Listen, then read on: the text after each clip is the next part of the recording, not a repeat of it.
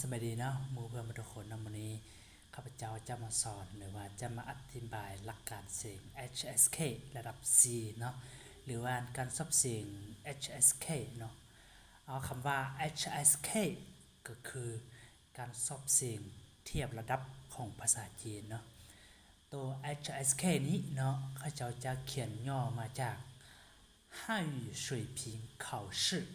นะ汉语水平考试ก็คือ汉语ก็คือย่อมาจากตัว H เนาะ水平ก็คือย่อมาจากตัว S เนาะ考试ก็คือย่อมาจากตัว K เนาะเขาจะว่า汉语水平考试เนาะก็คือ HSK เนาะคำว่าการสอบเสียงเทียบระดับ HSK เนาะมันจะมีหลายๆระดับเนาะวันนี้ข้าพเจ้าจะมาอธิบายเกี่ยวกับแต่ละระดับเนาะหรือว่าแต่ว่าโดยเฉพาะก็คือวันนี้ข้าพเจ้าจะมาสอนเกี่ยวกับระดับ C เนาะระดับ C เป็นระดับที่ว่าจะเป็นอยู่ในขั้นที่ว่าก็จะว่าได้มาตรฐานเนาะ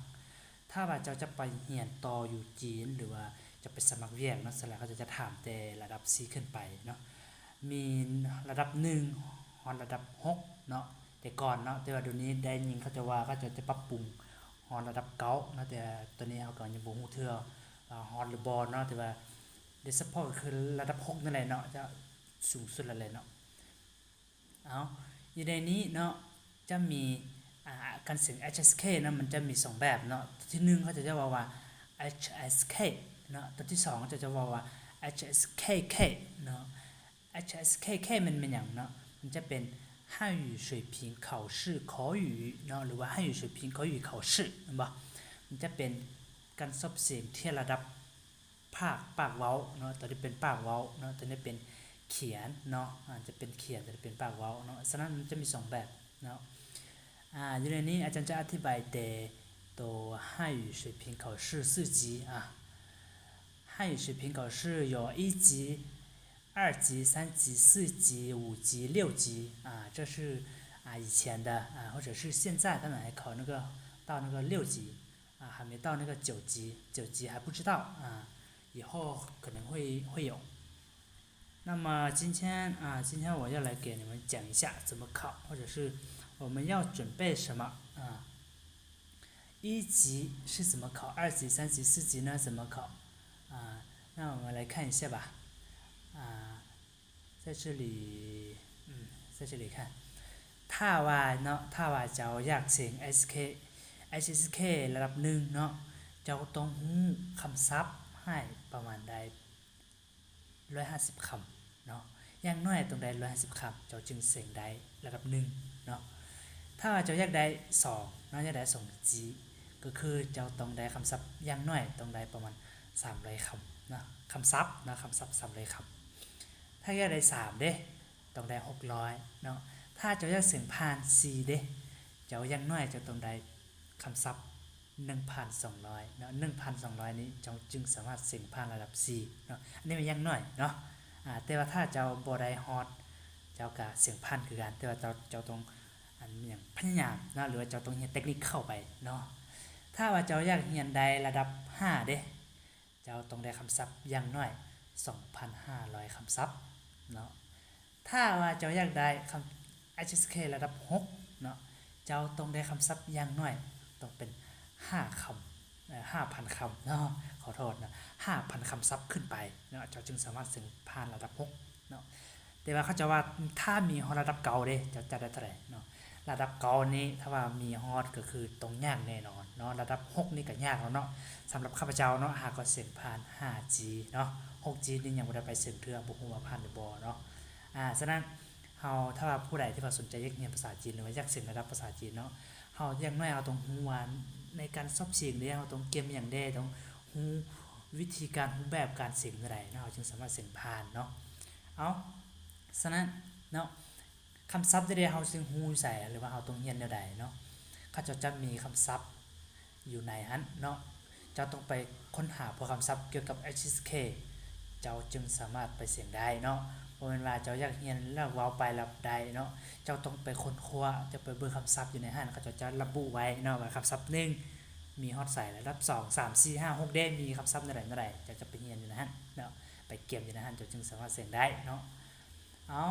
ฉะนั้นเนาะมื้อนี้มีแต่เว้าย่อๆเนาะนี้เนาะฉะนั้นเราจะมาเบิ่งว่า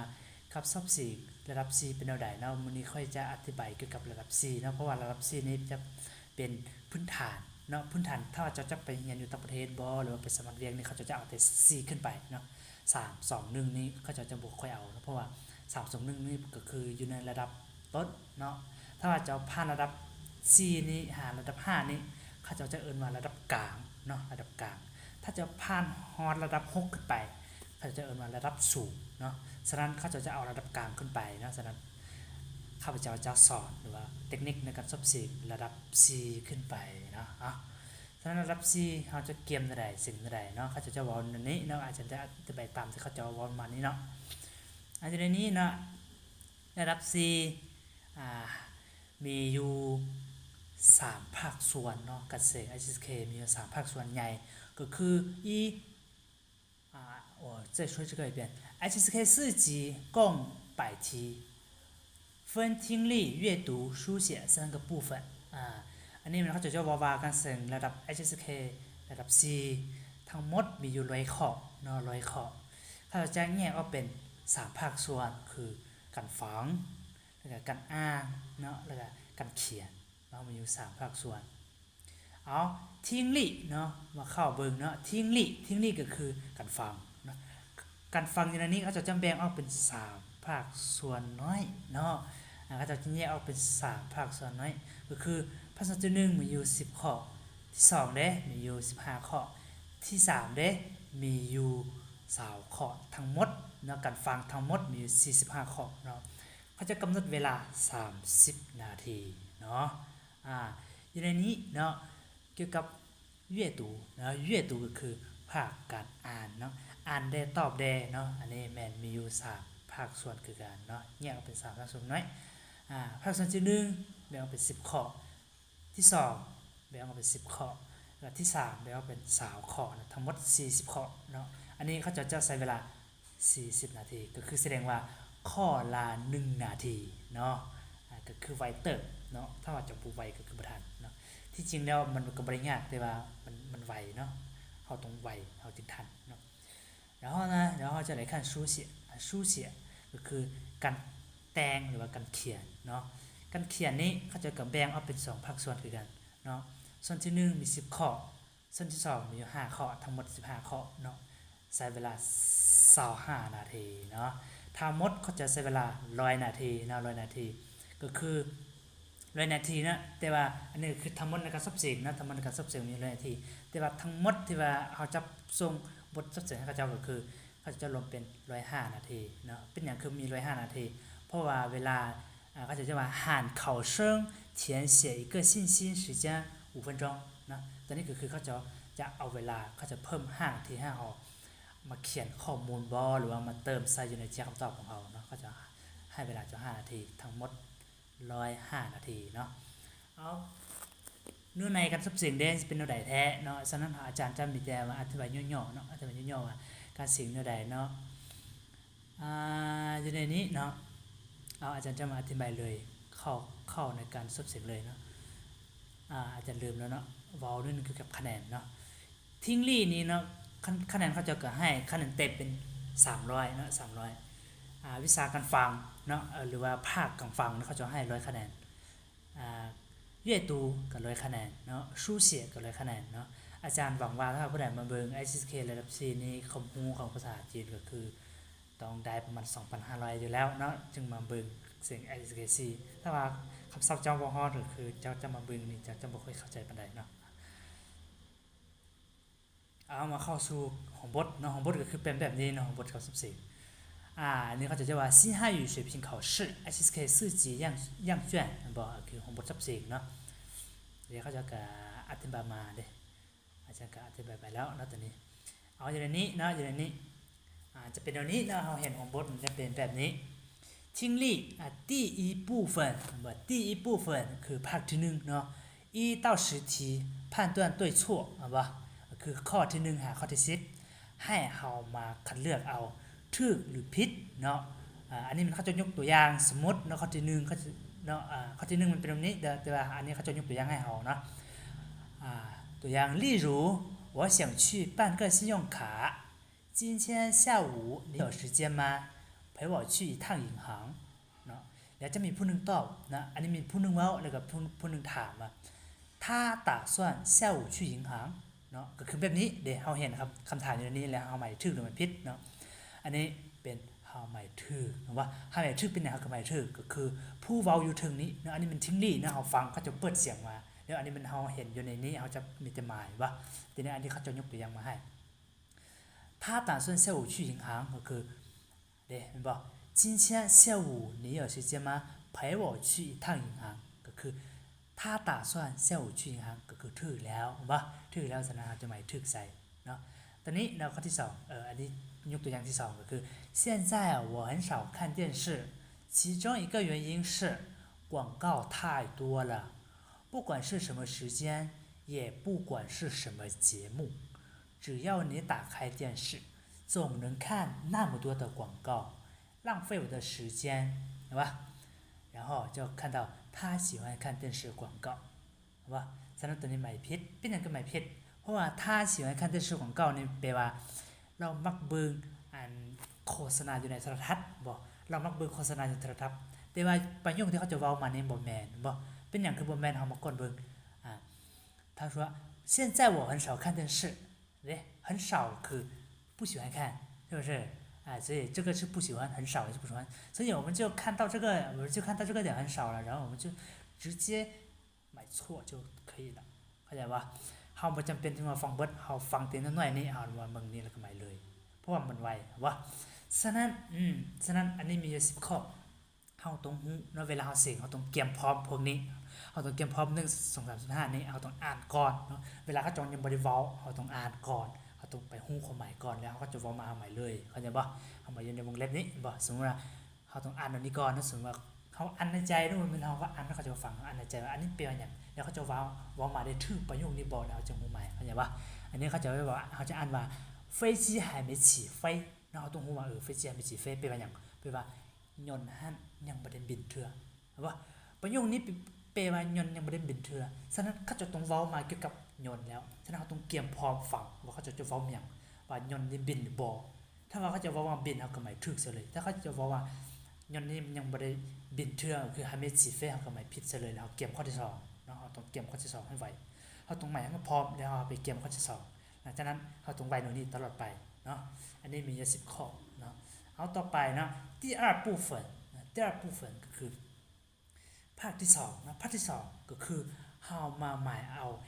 A B C D นะ A B C D เฮาหมายอยู่4ข้อนี้มันเฮาหมายปรานัยมันข้อใดเป็นข้อถูกเนาะเขาจะยกตัวอย่างอันนี้ก็คือ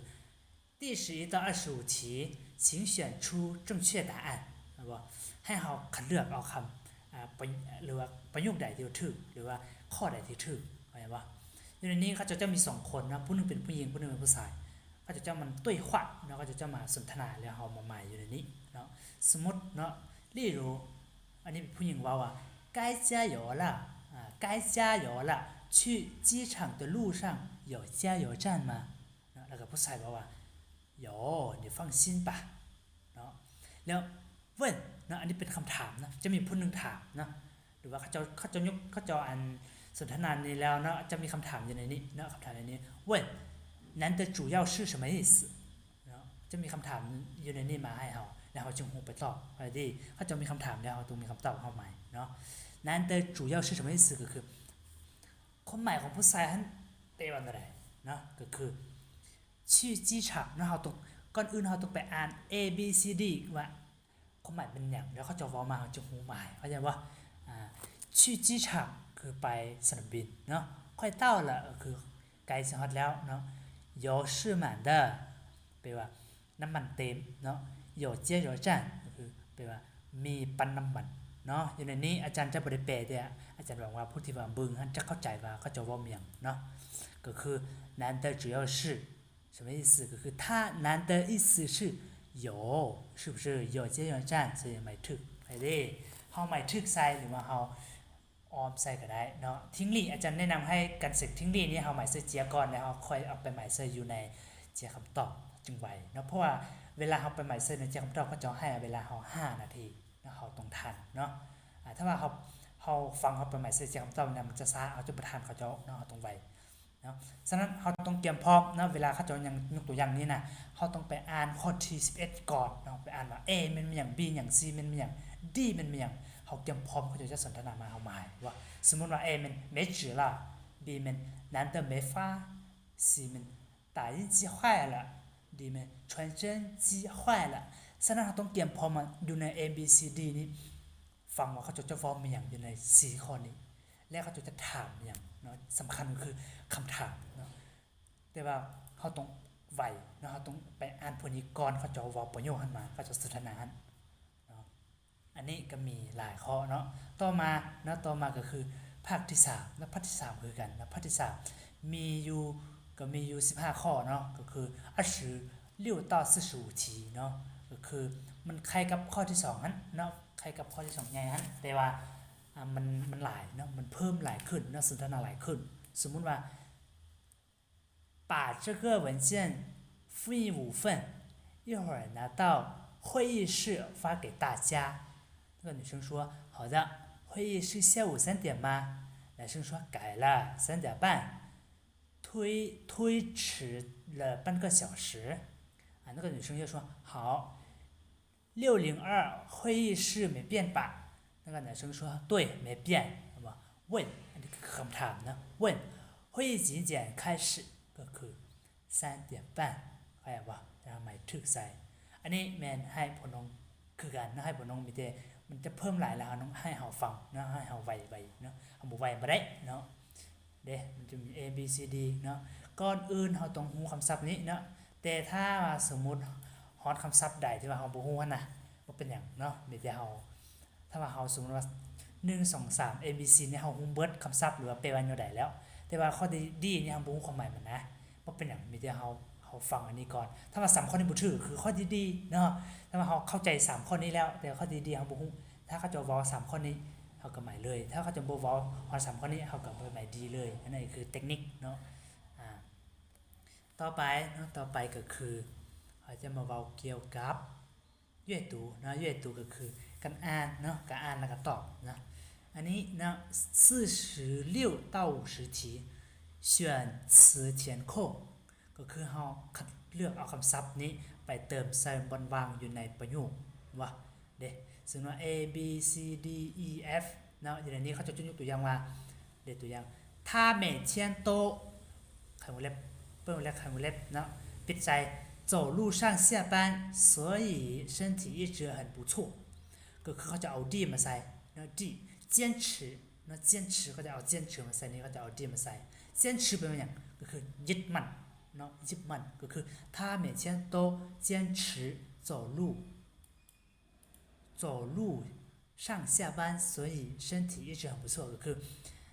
เราเนาะหรือว่าทุกๆมื้อเนาะเรามีแต่ยึดมั่นย่างไปการเนาะยังไปแล้วก็ยังกลับไปการฉะนั้นร่างกายหรือสุขภาพของเรานะดีหลายเนาะฉะนั้นอย่างน้อยเราต้องรู้พอคำศัพท์นี้เนาะพอคำศัพท์นี้ก่อนอื่นเราจะไปเติมใส่นะเราต้องอ่านว่าพอคำศัพท์นี้เป็นอย่างว่าตัวนี้ก็คือ随着หรือคือ长หรือคือ春节坚持说是提醒好吧เอาฉะนั้นมีแต่เขาคัดเลือกเอาตัวใดอยู่ในนี้เอาไปวางใส่บนนี้ก็คือ虽然现在离什么什么虽然现在离什么什么还有段时间但是不少人已经开始准备过年的东西了好吧อันนี้ถ้าผมจะถามว่าอาจารย์ชิดเติมข้อไหนใส่คือ虽然现在离什么什么เขาบอกว่า离มันเมียงก็คือเขามาเบิ่งตัวนี้เด็ก过年เด็ก不少人已经开始准备过年เขาจะหัว过年แปลว่าอย่างคือเฉลิมฉลองปีใหม่คือ春节春节ก็คือบุญกูดจีนได้เขาก็เอาซีมาเติมใส่เข้าใจป่ะเติมซีมาใส่ถึงแล้วก็เบิ่งต่อไปเนาะมันจะเป็นแบบนี้แล้วต่อไปก็คือ第二部分เนาะภาคที่2ของ阅读เนาะ第二部分ก็คือเขาจะจัดเนาะเขาจะจัดเรียนเนาะจัดเรียนเอาประโยคเนาะหรือว่าเขาจะเอาประโยคสับสนมาให้เฮานะฮะจัดเรียนให้มันถูกตามลำดับบ่สมมุติเด้เขาจะว่า A เนาะ A มัน一段话 B B 一段话 C 一段话然后我们就连接是不是啊看一下อันนี้เขาจะยกตัวอย่างว่า B A C เนาะ B ก่อนแล้วก็ A แล้วก็ C เขาสมมุติว่า B ว่ามันอย่างก่อนก็คือ平时我骑自行车上下班 A มัน可是今天起晚了 C มัน所以就打车来公司ว่าอันนี้คือรวมเป็นประโยคหนึ่งที่สมบูรณ์แบบว่าคือมันถูกตามลำดับแท้ๆคือ平时我骑自行车上下班所以就打车来不是平时我骑自行车上下班可是今天起晚了所以我就打车来公司เอาวะคือหมาย B ก่อนเดี๋ยวค่อย A ค่อย C เนาะเขาจะเฮ็ดมันยากๆมาให้เฮาเนาะหลังจากนั้นเราก็จัดให้มันถูกเนาะก็คือตัวนี้เนาะ A บอกว่า他就给我留下了极深的印象เนาะ A ว่าตรงนี้ B บอกว่า那就是他特别熟悉特别好友บ่แล้วก็ C มัน第一次和王小姐见面ว่าเขาบ่ฮู้ว่าสิเอามันหยังขึ้นหน้าก่อนบ่แต่ว่าอย่างนี้เนาะอย่างนี้เฮาก็เบิ่งแตรก่อนเราก็ฮู้แล้วบ่อันนี้คือ CBA เนาะ CBA ถ้าถือตามลำดับแท้บางข้อคือ ABC กันเนาะนี่คือเราต้องฮู้และบรรยากาศดีๆเราจึงมาให้ได้เนาะก็คือ ICC กันบ่ได้ง่ายเด้เนาะเอาต่อไปภาคที่3ภาคที่2เนาะภาคที่3แล้วเนาะภาคที่3แม่นเฮ็ดจังได๋ภาคที่3แม่นมีแต่เฮามาอ่านเนาะเฮามาอ่านแล้วเฮามาตอบอ่านจังได๋เฮามาอ่านเขาเจ้าเขียนเป็นบทเรื่องนึงหรือว่าเป็นอีต้นฮวดเนาะหรือว่าเป็นวลีนึงสั้นๆเนาะก็คือสมมุติตัวอย่างก็จะเขียนนี้มาว่า他很活泼说话很有趣总能给我们带来快乐我们都很喜欢和他在一起คำถาม他是一个什么样的人幽默幽默 B ว่า马虎 C เป็น骄傲 D เป็น害羞ว่า害羞幽默เป็นอย่าง幽默เป็นว่าตลกมาฮู้คือธรรมดาเนาะเจ้าคือเป็นคนที่ว่าภูมิใจเนาะให้ชิ่วคือเป็นคนที่ว่าน่าอายบ่เพราะว่าเราต้องอิงตามคำถามเราต้องไปตอบคำถามของเขาเจ้านี้เนาะ他是个什么样的人คือเราเป็นคนใดเนาะฉะนั้นเราต้องอิงตามบทเรื่องอย่างนี้แล้วเรามาตอบคำถามมันเนาะฉะนั้นก่อนอื่นเนาะอันนี้อาจารย์บอกเทคนิคการซับซิงก่อนอื่นเพิ่นต้องให้เท่าใดเวลาสมมุติเป็นแบบนี้บ่เฮาต้องไปอ่านพวก A B C D นี่ก่อนเฮาไปอ่านข้อของมันก่อน A ว่าจังได๋ B ว่าจังได๋ C ว่าจังได๋ D ว่าจังได๋แล้วเฮาค่อยไปอ่านคำถามแล้วเฮาไปหาคำตอบอยู่ในนี้เนาะสมมุติว่า我1.8米我比弟弟矮弟弟个子矮我同情弟弟เนาะบ่เฮาต้องฮู้ความหมายมันได้เนาะเฮาบ่ฮู้บ่ได้เนาะหรือว่าเฮาบ่ฮู้เฮาจะไปหายากว่าฉะนั้นเฮาต้องอิงตามว่า根据这句话可以知道什么现在เนาะบ่ก็คือแปลว่าอิงตามบทความถึงนี้เฮาฮู้เกี่ยวกับหยังแดบ่ฉะนั้นเฮาฮู้ว่าอันนี้เมื่อกี้นี่เฮาอ่านว่ามีหยังแล้วบ่ฉะนั้นเฮาต้องว่าเฮาต้องไปเบิ่งว่าเฮาต้องไปเบิ่งไว้ได้เฮาต้องไปเบิ่งว่า小时候弟弟比我矮现在却超过我了แสดงว่า等一下现在超过我了看着他1.82米的个子我真的是羡慕极了บ่ฉะนั้น我1.8米บ่ถูกแล้วว่า我1.8米บ่ถูกแล้ว我比弟弟矮ถูกข้อ B ว่า我比弟弟矮แสดงว่า现在ว่า现在เดี๋ยวนี้ว่าอิงตามบทความถึงนี้มันเฮาฮู้หยังแดว่าก็คือเดี๋ยวนี้ค่อยตามหรือว่าค่อยเตี้ยกว่าน้องสายค่อยว่า我比弟弟矮ว่าฉะนั้นต้องไวนะเป็นแบบนี้นะเฮาตอบคำถามต่อไปนะต่อไปแล้วก็มาเว้าอันนี้เนาะต่อไปข้อ85ข้อ81นี้เฮาจะอิงตามบทเรื่องนึงบทเรื่องมันจะยาวขึ้นแล้วเฮาจะมาตอบ2ข้อคำถามเนาะข้อที่1เนาะข้อที่1นี้เป็น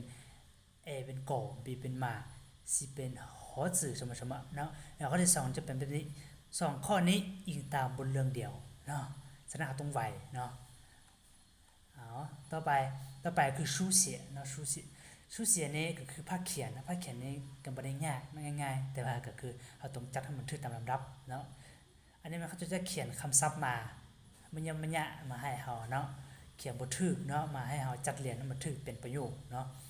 เด้สมมุติว่า音乐喜欢流行他听ว่าฉะนั้นเราต้องจัดให้มันถูกเขาจัดแนวใดให้มันถูก他喜欢听流行音乐ว่าเขาจะจำแบบนี้ว่าตัวนี้นะอาจารย์จะบอกเทคนิคให้กันสับเสียงเขาต้องจัดแนวใดเขาต้องไวเนาะแต่ว่าเขาก็บ่ต้องไวไหลก็ผิดนะว่าเขาทุกๆเชื่อเขาต้องเอาคำนามนี่นะตัวท่าบ่หนีบ่โหพวกนี้ต้องเอาไว้ทางหน้าเรื่อยๆเนาะเอาไว้เรื่อยๆแล้วก็หลังจากนั้นเขาก็มาคัดเลือกเอาต้องซื้อเนาะต้องซื้อคือคำกรรมะเนาะเขาก็เลือกต้องซื้อแล้วก็มาเบิ่งว่าต้องซื้อเป็นทิ้งเนาะเขาว่าเรื่องว่าทิ้งต้องซื้อหลังจากนั้นเขาก็มาเบิ่งว่าทางหลังทางหน้าของต้องซื้อมีหยังบ่มีพวกเตอะบ่พวกเจอบ่พวกนี้บ่เนาะหลังจากนั้นเขาก็มาจัดนะมันจึงง่ายเขาจัดตัวที่เขาฮู้ก่อนนะถ้าตัวใดเขาบ่ฮู้แล้วเขาจัดตำหลังเนาะพวกนี้นะพวกนี้มันก็บ่ได้ยากหลายเขาเจ้าก็บ่ได้ให้หลายเนาะยาวสุดก็บ่ฮอด8ตัวนั่นแหละสมมุติว่า1 2 3 4 5เด้มีแต่5ตัว1 2 3 4 5มีแต่5ตัวเนาะเบิ่งยาวสุดเท่าไหร่จักตัว1 2 3 4 5 6ตัวหลายสุดก็บ่กาย7 5 8ตัวเนาะเขาจะบ่ให้หลายนะพวกนี้ก็คือ5 6ตัวนั่นแหละให้เขาจัดให้มันถูกเนาะต่อไปคือภาคสุดท้ายก็คือตัวเขียนสุดท้ายตัวนี้ง่ายนะตัวนี้ง่ายตัวนี้ก็คือขั้นทูแล้วเจ้าจื่อเนาะอันนี้เราเบิ่งรูปได้แล้วก็เอาประโยชน์เอาคำศัพท์ที่เขาจะเอามาให้แน่ให้เราสร้างเป็นประโยคเนาะตัวนี้สมมุตินะอย่างนี้เขาจะยกตัวอย่างว่ารูปเป็นตัวนี้แล้วก็คำศัพท์เขาจะให้ว่าพิงพังฉิวพิงพังฉิวก็คือแปลว่าปิงปองนะปิงปองก็คือเราเห็นเราได้เราคนนี้แล้วกำลังจะเล่นปิงปองเขาจะสร้างประโยคว่าถ้าเขิน喜欢打乒乓球เด้ว่าเรามักเล่นกีฬาปิงปองฉะนั้นอยู่ในนี้เนาะคำถามเขาจะให้หนูนี่มาเขาตอบนั่นแหละชื่อเนาะชื่อแปลว่าร้องบ่ร้องฉะนั้นเขาแต่งประโยคนี้เด้ก็คือเขาแต่งง่ายๆเนาะไม่ต้องแต่งยากเขาไม่ต้องคิดยากเขาคิดง่ายๆก็คือว่า我朋友试一下这件衣服เด้เขาสร้างเลยก็ได้我朋友试一下这件衣服เนาะแล้วข้อต่อไปได้สมมติเป็นตัวนี้เนาะ答案答案แปลว่าอย่าง答案แปลว่าคำตอบเนาะฉะนั้นเราเบิ่งผู้นี้เรากำลังเห็นอย่างเบิ่งคือว่าเราสิตอบคำถามหรือว่ามันคิดบ่ออกหรือว่าแต่เขาก็สร้างประโยคให้มันว่า他想不出来答案บอก他想不出来答案คือว่าเราคิดบ่ออกคำตอบเนาะการสร้างประโยคนี้เราต้องสร้าง